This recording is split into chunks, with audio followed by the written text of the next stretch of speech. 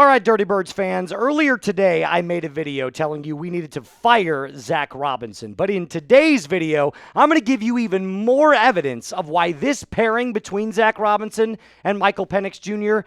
does not work. And I'm going to be completely honest with you. This is not a Micahel Penix slander video. This is exactly the kind of video you're looking for if you want even more evidence as to why Zac Robinson needs to kick the can. Blog and Dirty, one of my favorite Atlanta Falcons blogs that I like to read for content, said this specifically: offensive coordinator Zac Robinson's play calling has been the subject of criticism among the fan base, and Sunday only saw the noise grow louder. Boy, did it ever. His play calling has been uninspired, predictable, and flat out wasteful of Penix's best trait, his rocket arm. Against one of the softest defenses in football, Atlanta never threatened downfield and repeatedly sputtered on third down. And with Atlanta consistently struggling to get the play in on time, fans' perceptions of the second-year OC have seriously soured. Bingo. I'm going to touch on everything in that one specific quote in this entire video. I'm going to break it down segment by segment. Now, before we do that, if you want Zac Robinson gone, I asked you this earlier, do me a favor, hit the thumbs up icon on today's video. It shows me that you want him out of the building. And by the way, if this can get more than 1,240 likes, we'll break a record for the month of September in 2025. Here's some more evidence for you. Let's start with number one. No touchdowns in 2 weeks. You read that correctly. The Falcons have not gotten into the end zone outside of a touchback and a kick return in 2 weeks. This is self-explanatory, by the way. We don't need to do a deep dive. There's no advanced analytic. This is just dog water. It's a terrible stat. And frankly, if you are an NFL team and you can't get into the end zone, even in 1 week, shame on you. Back-to-back weeks, changes need to be made. Here's another not-so-fun fact for you. This marks the first time since 2015 the Falcons have been shut out by an NFC South opponent. That's 10 years. The last time that happened, I was 19 and a freshman in college. That's pathetic. Unbelievably pathetic. Let's go to the second reason on our evidence scale, shall we? No touchdowns to a wide receiver or a tight end. Oh, wait a minute, Moose. You mean weeks 2 and 3, right? Nope, I mean the entire season.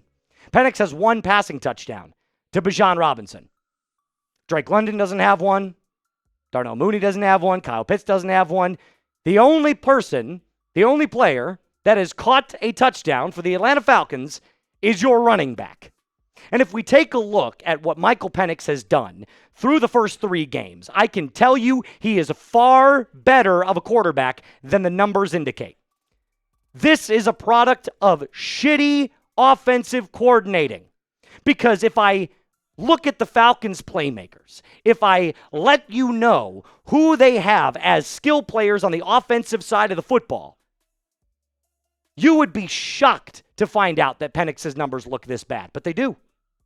And that's not a Penix reflection, in my opinion. He's only had 6 starts. London, Mooney, McLeod, and I guess Pitts is still considered a weapon, although he doesn't do anything in this offense either, but that's besides the point. We talked about that earlier. So my question for Zac Robinson, if he ends up stumbling onto a Falcons Today video by some happenstance, what is this team's offensive identity? Go ahead, I'll take a quick pause and let you answer that question, because the truth is, they don't really have one. Let's go out the ball to Bijan Robinson. That's your identity right now. If we get the ball to Bijan, we can make things happen. Well, that hasn't necessarily done wonders considering the stats against the Carolina Panthers. You were number 1 in first downs. You were better in third down conversion percentage, total yards, yards per play, passing yards. The list goes on and on and on. In fact, you beat them in 7 statistical categories in team stats and yet scored no points and lost 30-0. If that doesn't scream offensive incompetency, I don't know what does.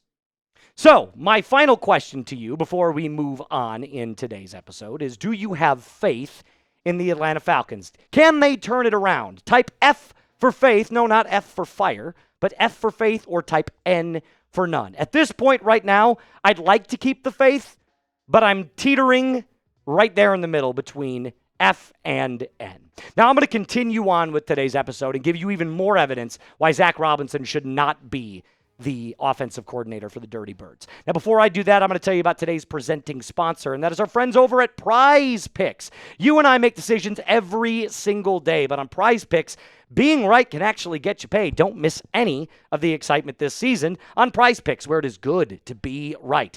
Super simple to play. All you do is pick more or less on 2 to 6 players' stat projections. If you get those picks right, you're going to cash in. It is the best way to win cash this football season. Which players are going off? Which ones aren't? Make a picks in less than 60 seconds and turn your takes into cash all season long on Prize Picks. Join millions of users and sign up today. It's very simple. Go to your app store and click that download button. It's that white P with the purple background. Use code CLNS to get $50 in lineups after you play your first $5 lineup. That's code CLNS to get $50 in lineups after you play your first $5 lineup. I'm going to have all of that in the comments and description of today's video. Prize Picks. It's good to be right. Let's move on to our third bit of evidence as to why these two just don't work. And this one's probably the most obvious out of all of them. The lack of downfield play. This team refuses to throw the football past 10 yards. And as this is indicated by Micahel Penix's most recent passing chart. Notice something here. Green is good, but there's a lot of green between the line of scrimmage, behind the line of scrimmage, and at 10 yards. In fact, only 4 receptions past 10 yards. In fact, you know what we should do? We should push our way down the field because it'll give us even more of a chance to gain 1 to 2 yards than throwing the football does right now. Micahel Penix Jr. is averaging 6.8 air yards per throw in 2025. Well, Moose, that doesn't sound too bad. Well, in 2024, in the 3 games that he started, it was 10.1. That's significantly lower. And we're talking about the average here. So 3 games in 2024, 3 games in 2025, and it's almost half lower. Like, this is just glaringly obvious to me. Penix has 0 confidence in this offense. And you'd think that short throws are more accurate, right?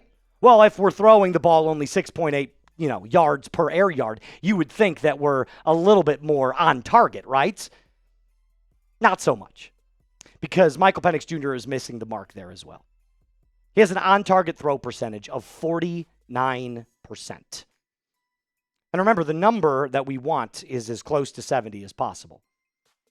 And in fact, on-target throw percentages, you probably want higher, considering you don't take into account things like drops. So, if your on-target throw percentage is 49%, you're not comfortable in the pocket. You're not setting your back foot. Your eyes are all over the place. And you don't have any confidence. But not according to Raheem Morris, because Raheem Morris was asked about it, and he said, I don't worry about Mike's confidence. You should, because he sits there on the bench, sulking, not around his teammates, not getting them fired up. He's just sitting there waiting for the next time that he's going to go back out onto the field. And you brought in Kirk Cousins because you were getting blown out so bad, and MPJ's performance looked so rough that you just said, we're going to scrap it for the rest of the game and try again next time. So if we're asking about confidence, right, we probably don't have it. Does that make sense? If you have to ask the question about MPJ's confidence, it probably means that it's lacking. Don't you agree? And that, again, is a result of bad coaching from Zac Robinson. And finally, this one this is like elementary school stuff. You learn this stuff when you're working in Pop Warner, when you're working in the youth football leagues, all the way up through high school into college. Timing, communication, not getting the playoff in time. What are we doing? They had a delay of game penalty coming out of a timeout. That is not just on coaching. That is brutal coaching. You don't even know what play you're trying to get out. So I look at this and I go, if you're not communicating with your offensive coordinator through the helmet, and I get it, Micahel Penix Jr. said that it went out a couple of times. Can't do anything about that. But guess what? You've got to prepare for stuff like that. Just because you can't get the call in the helmet doesn't mean that football stops. Timeout, guys. We got to get ourselves our headset back in order. Come on, give me a break, man. Joe Patrick is one of the Falcons beat reporters. He said this about the play calling and play clock issues for the Dirty Birds. Falcons continually are getting set at the line of scrimmage with under 10 seconds on the play clock. Then put players in motion with the snap coming damn near at 0 almost every single play. A young quarterback barely has time to look up, make any adjustments, call out a Mike linebacker, etc. Zero chance to can plays. Even more evidence as to why these two just don't gel. And it's not a Micahel Penix Jr. issue.